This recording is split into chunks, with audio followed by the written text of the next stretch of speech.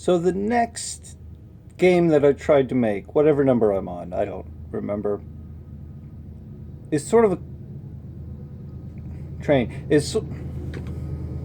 sort of a combination of a bunch of different games that I tried to make ever since the RPG Maker was available.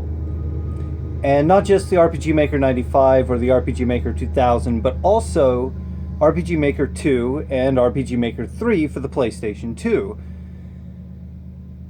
And this is a concept that I worked on little by little, always keeping with about the same idea. And I wrote this stuff down, and it's a story called The Undead Seven. It is about 7 kingdoms whose rulers have died and come back and have been corrupted by some dark force. And your job as the protagonist is to go to these kingdoms and take them out and restore them to the rest of humanity, because they're evil and they're torturing things. So it's the Undead Seven, and I came up with these kingdom names: Kali, Rain, Forte, Korst, Hexel, Dante, and Sail, I think, or maybe those were the actual Undead Seven. The kingdom names: Lupin Town, Chikudu Lupin, Pobe Lupin. It's just, I don't know why everything was Lupin. Katude, Unvika, and I don't know where the others were. I had a lot of work on this. So, Kali, you'd find in a church, and they have a bow, and they use holy, and you're supposed to clear them out of the church. In Rain, they're in the water palace, they have a staff, they use water, and you're supposed to purify the lake. Forte's in the desert, they have a spear, they use fire, and you're supposed to reactivate the water flow. Korst is the cave, they have an axe, they use earth, and you're supposed to block the tunnel.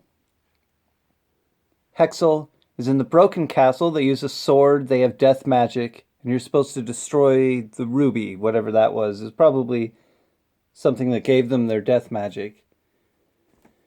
Dante is in the sky tower, they use a scythe and wind. You're supposed to bring down the clown. And these are just like clues that you would get for what you're supposed to do in these kingdoms. And you find out that Dante is the clown with the scythe who uses the wind power in the sky tower. Sail is a castle fort. They use a gun and lightning, and you're supposed to defend the fort from them. So while I had this, I was writing down different things. Your character's name would be Myst, M-Y-S-T. There would be puzzles that tied into other things in other towns. So I had to write down Puzzle Drinks 1, and then in another town, Puzzle Drinks 2. Just little clues that this thing's going to lead to unlocking something in this town. And there's Puzzle Piece 1, 2. There's other clues everywhere else. And that's because you could string events in these games. And as long as you kept the string going, one event, one little thing that caused maybe a conversation to happen and you chose to say a certain thing, then that would either unlock new options, a new tree of things to say, or it could do something as simple as change the whether or not a door is locked or a chest is locked or you can get an item, things like that. Oh, here's the other names. So Dudeo and Fiut and Futo Uto, Dazda, just different things like that.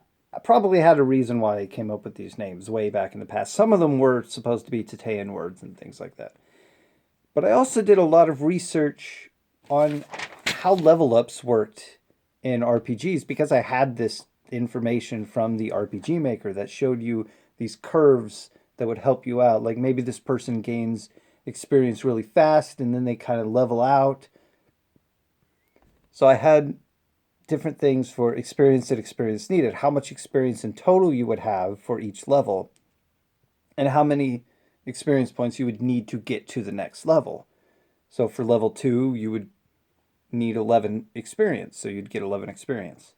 Level 3, you would need 20 experience to level up, so you would have a total of 31 experience at that point. Then you need 40 for a total of 71. Then you need 60 for a total of 131. And just different things like that would really help me understand how these things could be balanced on paper, because that's eventually what I wanted to do, was have all this down on paper so friends could play it, because there wasn't at the time a way to transfer something like an RPG Maker to my friends in real life. They would have to play it on my computer, and that wasn't going to happen because I didn't own the computer. My grandparents did, or my mother did. And then when it was the PlayStation, that was a little bit of a different story, but I never finished those RPGs. So that's a little mention for what's going on in between here with the game creation. After this, things get much more complicated